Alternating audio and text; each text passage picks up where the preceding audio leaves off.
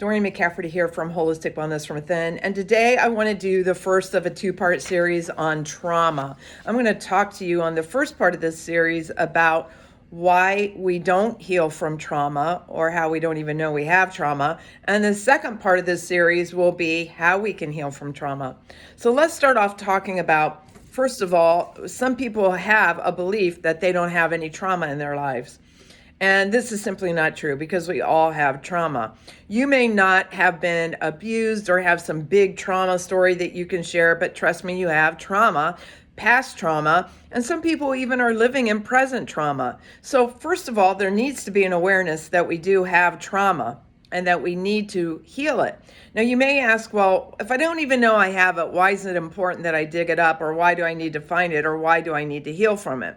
Well, we'll talk about how to heal from it again in part 2, but I just want to mention that part of the reason that we are not aware that we have trauma is because our bodies are so imbalanced that many times they are working so hard to run the systems of our body to keep us healthy, to try to find homeostasis, that our bodies don't have the energy to heal on an emotional, spiritual, and deeper level. What I find, and this is just in my practice, and I've been working well over 15 years with mineral balancing, is that many people, when they're really imbalanced, do not have enough energy to heal the deeper emotional levels and spiritual, mental, all those things. They don't have enough energy to heal those things. So their body tends to bury them.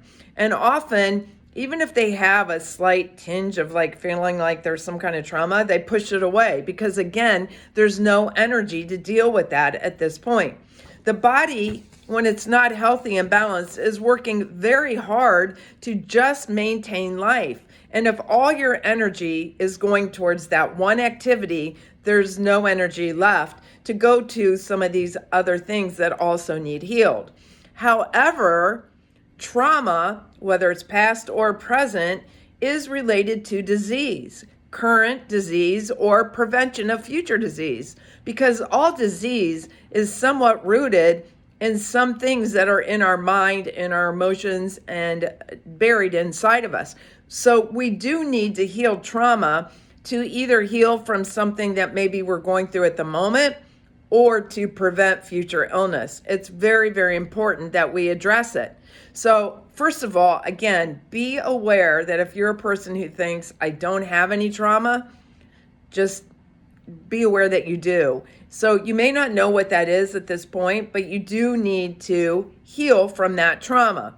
So when I find a person who, again, is minerally imbalanced, they are unable to deal with those issues. So as I put them on a program, many times what will happen is their body will become balanced and it will take less energy to run the body, the systems of the body, to keep the body alive on a physical level. And then these deeper issues start to come up.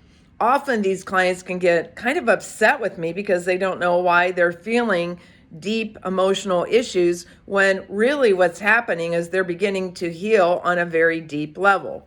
Now, obviously, this isn't true for everybody. There's some people who start healing on an emotional level right away. So I'm talking about what I have seen with the majority of the people I work with in my practice. So our bodies, again, constantly working to maintain homeostasis in a balanced body. And I call a balanced body one where minerals are balanced one to another, ratios that need to be balanced to run the thyroid, to give us adrenal support, and so on and so forth. When those things become balanced, it takes less energy to run them. And listen, we want to use the least amount of energy possible to maintain homeostasis and run our body on a physical level.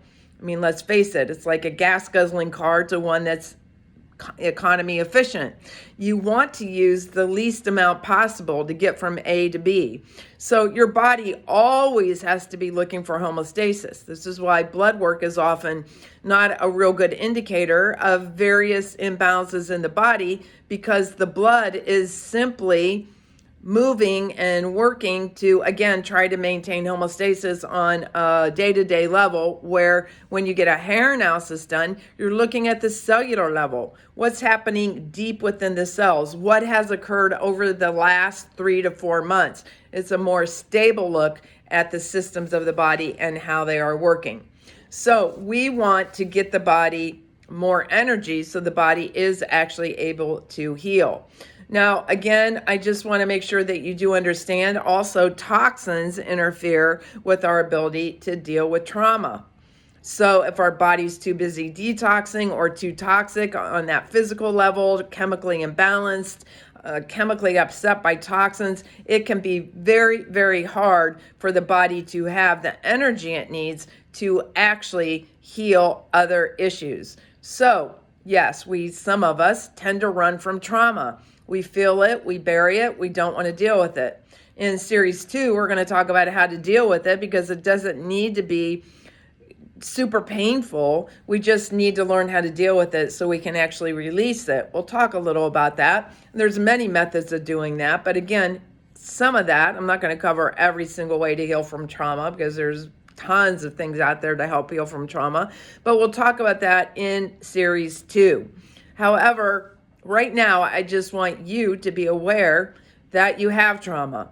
If you don't think you do, you do. So please just accept the fact that you have trauma and understand the importance of healing that trauma so you can heal from maybe the pain that you're in now, the disease you have now, or prevent future disease and illness. So I've had plenty of traumatic things happen in my life, and I look back and I wonder why these physical things are manifesting. So at the close of this, I just want to give you a quick story.